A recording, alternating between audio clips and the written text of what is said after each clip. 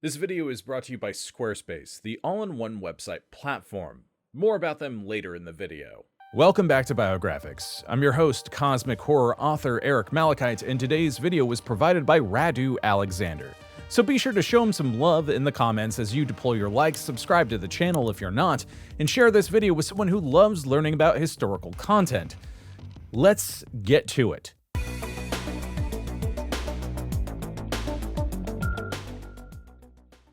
What did painter Ellsworth Kelly, photographer Art Kane, wildlife illustrator Arthur Singer, and fashion designer Bill Blass have in common? They all served their country during World War II in a very unusual way. Before embarking on their successful careers, they put their artistic skills to good use as part of one of the most remarkable units in the United States Army. Along with over 1,000 other like-minded individuals with similar skill sets, their goal was simple: fool the Germans using inflatable props, fake broadcasts, acting, and whatever else they could come up with. They were the first mobile tactical deception unit in US Army history, the 23rd Headquarters Special Troops, better known as the Ghost Army.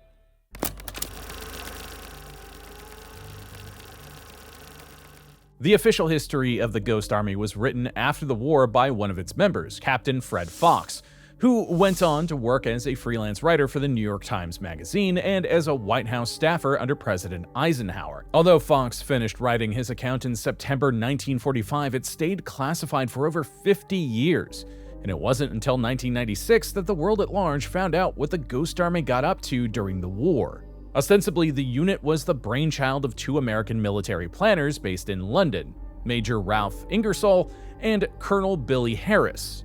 Of course, deception tactics had been used in warfare since ancient times, but the Americans became particularly interested in them following the British victory at the Second Battle of El Alamein in October 1942. The British forces owed their success in part to a cover plan using a marvelous system of camouflage which allowed a complete tactical surprise to be achieved in the desert, according to Churchill himself. After that, the American Army experimented a bit with such tactics in the Battle of Tunisia, but Ingersoll and Harris felt that these efforts were all a bit slapdash and disjointed, mostly performed by pickup detachments. What if they organized a self-contained unit created solely for deception operations? They drew up plans for it and sent them to Washington. As it turned out, Washington liked the idea, and the 23rd Headquarters Special Troops Unit was activated on January 20th, 1944. In charge of this Phantom Army was Colonel Harry L. Reeder, the former commanding officer of the 46th Armored Infantry Regiment, 5th Armored Division. Besides command experience, Reeder also spent time studying and teaching new tactical developments, which made him more qualified for this job than your average officer. But even so, he was mostly walking into this thing blind, which became fairly clear when it was time to develop the instruction program for the new unit. There was little literature on the subject, so Reeder and the other officers had to come up with the training mostly from the ground up. Lieutenant Colonel Clifford G. Simonson was credited with developing most of the standard operating procedures in the early days. Speaking of training, it was done at Camp Forest, Tennessee, and at first the Ghost Army was more like a ghost squad. When it was activated, the unit had only one officer and 57 enlisted men, not including Colonel Reeder. However, by the time it reached France, the strength of the command had grown considerably to 82 officers and 1,023 enlisted men. The bulk of the 23rd Headquarters Special Troops came from absorbing four already established units. There was the 244th Signal Operations Company, which mainly consisted of radio, wire, and teletype operations and acted as a counter-radio intelligence company. They would set up fake radio communications impersonating real divisions to fool any enemy ears listening in on the other end. They were followed by the 603rd Engineer Camouflage Battalion, which was mostly composed of men recruited from the art schools of New York and Philadelphia. This battalion had been around for 2 years and had already employed deceptive installations, as they called them, during maneuvers in Louisiana and Tennessee. As the name suggests, the battalion handled camouflage and dummy equipment for the Ghost Army. Then there was Company A, 293rd Engineer Combat Battalion, consisting of combat engineers who were expected to be at the forefront when the Ghost Army would get close to the enemy. And last, but by no means least, there was the 3132nd Signal Service Company, the only one of the units that had received separate training at the Army Experimental Station at Pine Camp, New York, before joining up with the rest of the group in France. They had been trained specifically in using the Army's state-of-the-art top-secret sonic deception equipment. By April 1944, the Ghost Army began making preparations to head to England. An advance party consisting of 7 officers left on April 10th, while the main body traveled to New York, where it boarded the USS Henry Gibbons on May 2nd and sailed across the Atlantic Ocean. They arrived in Bristol 13 days later, and already it seemed that Lady Luck was shining on them. The night before they disembarked, German planes had bombed the city. If the ship had been a little faster, the Ghost Army might have been taken out of commission before it even had the chance to prove its worth. If you want your business to be as legendary as the Filthy 13, then you're going to need an awesome website.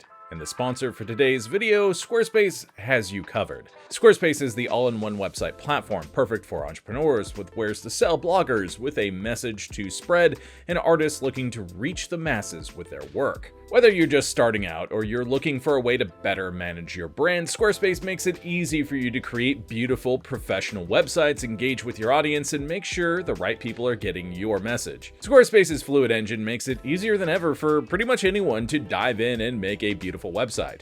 Answer a few questions about the goals you'd like to accomplish with your site, choose a template, and get dragging and dropping elements onto your template. Drag and drop technology is also included in every Squarespace site. And now, introducing Design Intelligence, Squarespace's brand new service that combines 2 decades of industry-leading design expertise with cutting-edge AI technology to unlock your strongest creative potential. Design Intelligence empowers anyone to build a beautiful, more personalized website tailored to their unique needs and craft a bespoke digital identity to use across one's entire online presence. Best of all, if you're selling stuff on your website, you'll be able to offer a simple yet seamless checkout experience with Squarespace's powerful tools. You'll be able to accept credit cards, PayPal, Apple Pay, and in eligible countries, offer customers the option to buy now and pay later with Afterpay and ClearPay. Ready to get started? Check out squarespace.com for a free trial, and when you're ready to launch, go to squarespace.com/biographics to save 10% off your first purchase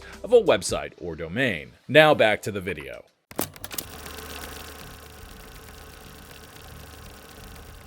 Truth be told, it took a while for the Ghost Army to show its value. When D-Day came around on June 6th, half of them were still in England, and the other half was safely removed from most of the action in the camps at Écrémeville and Ribeilsy. Initially, the plan was for the unit to do some phony Q lighting during the first nights following D-Day to draw the bombing away from the real targets. However, there were so many lights all over the place that ultimately it was decided that their attempt would be a mere drop in the bucket and not worth the effort. So the Ghost Army spent that time mostly doing prep work. The radio operators listened in on real communications between the other units to get the lingo down. The actors studied the soldiers to learn the mannerisms and get acquainted with the quote-unquote atmosphere. The props guys made copies of all the military signs, patches, and bumper markings they could find. Even the officers did field reconnaissance to learn the terrain and the combat units, and to alert other divisions that they might be up to some shenanigans in the area. Other than that, June was a quiet month for the 23rd, but it wasn't for lack of trying. They went up and down Normandy trying to find things to do, but it seems that the initial stage of the liberation of France simply did not lend itself to deception. At least that's what the top brass thought, so the Ghost Army was told to stay put until their services would be required. So even in the middle of the war, artists still struggled to find work. It wasn't until almost a month later, on July 1st, that the Ghost Army undertook its first proper mission, Operation Elephant. Unfortunately for them, it was an escort mission, and those are almost always boring. The unit followed the 2nd Armored Division around and covered its tracks when it left a reserve position to go into the line by substituting the real tanks with inflatable dummy ones, so the Germans would think that the 2nd Armored was staying put, when in fact it was charging to attack. That was it. No sonic deception, no acting, no duplicate markings, and just one fake radio broadcast. But if you ask me, fake tanks are kinda cool. Then on July 3rd, the 3rd Armored Division arrived where the 2nd used to be, so the Ghost Army packed up their tanks and left. Okay, so Elephant wasn't a thrilling success. but it can at least be looked upon as a good learning experience. The Ghost Army learned that lack of proper communication between them and command hampered their deception efforts and caused them to be late or not have the right supplies. But then they reasoned that even the men inside the unit were often unsure of their needs, capabilities, and limitations. This meant that the rest of the army was even more clueless, so they appointed liaison officers, or deception salesmen as they called them, to offer up and better coordinate their services. Furthermore, the Ghost Army needed improved communications with the other units they were working with, so liaison officers were deployed to them as well. During Operation Elephant, the real 2nd Armored Division made no attempts to hide its movements or disguise its identifying markings. Enemy ground agents were on the lookout for such markings to establish an accurate order of battle for the US Army. There was also an issue of inadequate supplies since the unit barely had enough dummies for one division, so their salesmen downplayed this tactic whenever they advertised their services. We know that the pictures of soldiers carrying inflatable tanks made the Ghost Army famous, but the truth was that they didn't use this deception too often during their 20-plus missions. Not only was it hard to do, but there was also no need. Inflatable props were best used to fool the Luftwaffe. However, since the Allies quickly gained air superiority, there was nobody to trick, at least not until the Germans launched their counteroffensive in the Ardennes.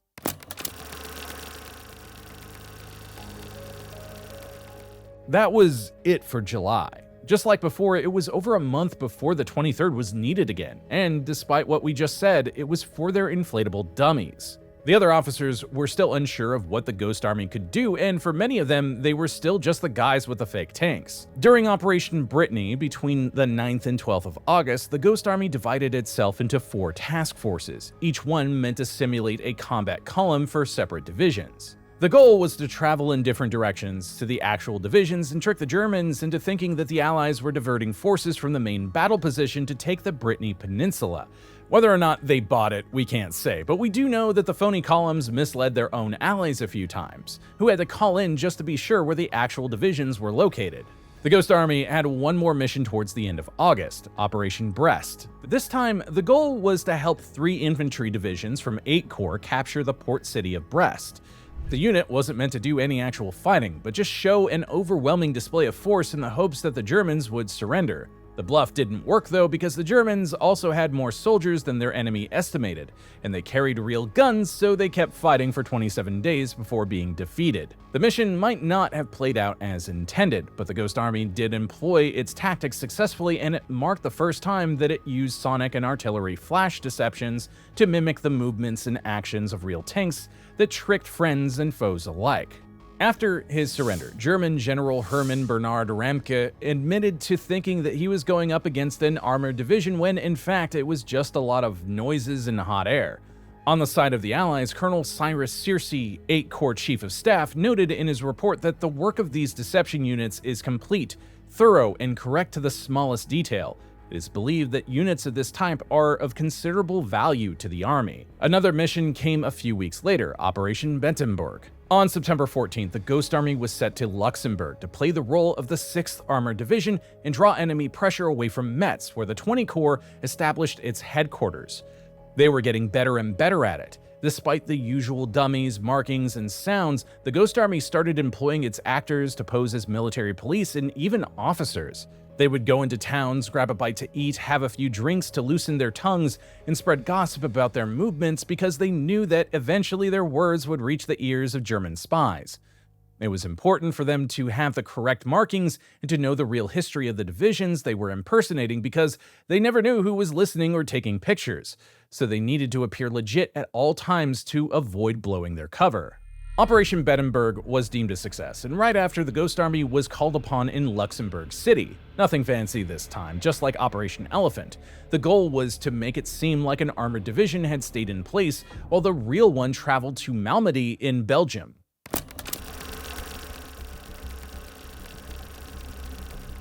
With each successful mission, the other divisions began to understand and appreciate the value of the Ghost Army more and more. In November, the 23rd Headquarters Special Troops met with a new challenge when it was assigned 3 missions at the same time. Operations Ellensborn, Casanova, and Dallas. All 3 involved the Ghost Army impersonating different divisions, 2 infantry, 1 artillery, so that the real ones could move to another position without the enemy knowing. All 3 tasks were executed successfully, although we can't say if they actually deceived the enemy. As with most of their missions, the Ghost Army had no accurate gauge for the impact of their actions, since, they couldn't just ask the Germans to fill out a questionnaire. But they usually felt they did a good job when they managed to fool their own side. In the case of Operation Ellensborn, where they set up a fake checkpoint for the 9th Infantry, even officers from the real division showed up at the phony barracks before they realized they were surrounded by unfamiliar faces. After that came another calm month for the 23rd, but things were about to get a lot livelier. The reason the Germans had been quiet the last few months was not because they were ready to give up, but because they were preparing a major counteroffensive in the Ardennes Forest, the Battle of the Bulge. As the Nazis began descending on Luxembourg, where the 23rd was based, the unit packed up its rubber equipment and got out the real guns to shoot at enemy planes during the night. It was the first and the only time that the Ghost Army shot actual bullets at the Germans. Soon after that, the 23rd retreated from Luxembourg City, not because of any imminent danger, but because so many fighting reinforcements arrived that it was getting a little overcrowded. That's okay, because on December 22nd, the Ghost Army was given an actual mission to duplicate the presence of the 80th Infantry in 4th Armored Divisions so that the Germans would be unsure where the real attack was coming from. It was short notice, so the 23rd only had time to get out their radios. No fancy stuff. The new year started with the Battle of the Bulge still in full swing and required most of the military resources of the Allies. This included the Ghost Army, which had its busiest month yet. The unit undertook 5 missions in January 1945. 4 of them were cover jobs, pretending to be other units while the real ones moved to a new position. The 5th one, Operation Flaxwheeler, was a short diversion where the 23rd used sonic equipment to mimic an armored division crossing a river, while the real 12 Corps crossed it 19 miles further down south. This one, we can say, was definitely successful because the following morning the Germans rained down artillery on the empty field.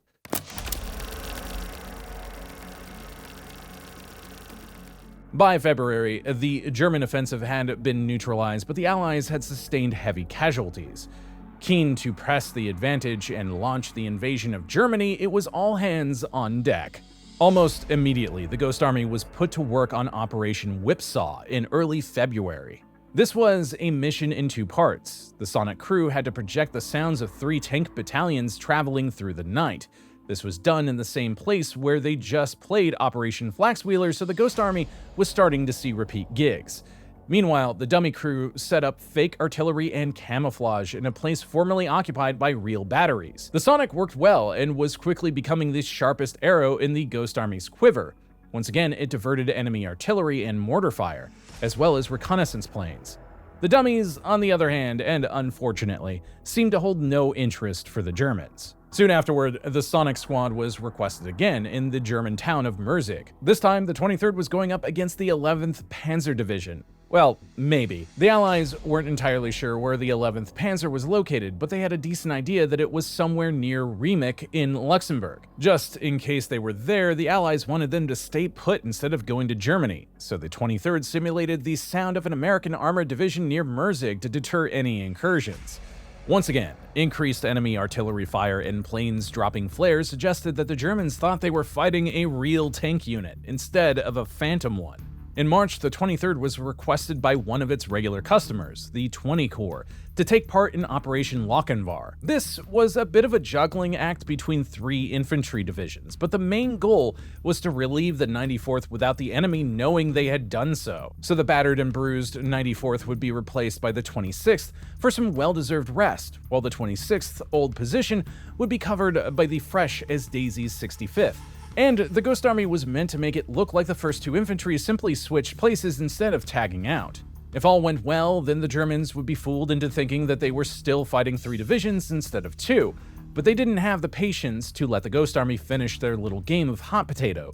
When they heard the chatter about divisions on the move, instead of working out who was going where, they just decided to attack and sort that stuff out later. So the Ghost Army got caught in the crossfire and had some of their props and spoof radios destroyed. Things went from bad to worse for the 23rd as it launched into a new op called Buzenville immediately after. This time it was a diversion mission meant to draw attention away from Trier and Saarburg, where the 20 Corps was preparing its main force by simulating a buildup of forces further south near Sarlaten. So on the night of March 12th, assisted by the real 65th Artillery Division, the Ghost Army went all out. They installed their spoof radio net. They got out their rubber vehicles and played their tanks' greatest hits and used their special effects to mimic the presence of the 80th Infantry. This allowed the real 80th to launch a surprise attack on the morning of March 13th, so the mission was a success. But it came with a hefty price for the Ghost Army. 2 of their men were killed and 15 were wounded when the Germans attacked their position. Little did the Ghost Army know that the war was nearing its end and only had one more mission left. However, in true showbiz fashion, they went out with a bang, as Operation Viersen was undoubtedly the 23rd's greatest triumph. In late March, the Allies launched Operation Plunder, a military action across the Rhine deep into Germany. It was a massive undertaking involving over 1 million soldiers, 5,000 artillery pieces, and thousands of tons of supplies. Allied command wanted as many of them to arrive in one piece, so the Ghost Army was once again called upon to create a distraction by faking a river crossing. The 23rd pulled out all the stops: dummies, sonic, radio, and special effects. They had a few hundred extra rubber vehicles, including, for the first time, 5 airplanes. By this point, it had become clear that the High Command understood the value of the Ghost Army's tactics and spared no expense when it came to supplying them. The 23rd set up around the city of Viersen, simulating the assembly areas for 2 different infantry divisions. And this time, there was no more doubt over the effectiveness of the deception. A recovered German map with the American order of battle showed that they had taken the bait hook, line, and sinker. The Ghost Army even received a commendation for its role in the campaign. Once the Allied forces were over the Rhine, it was an all-out attack.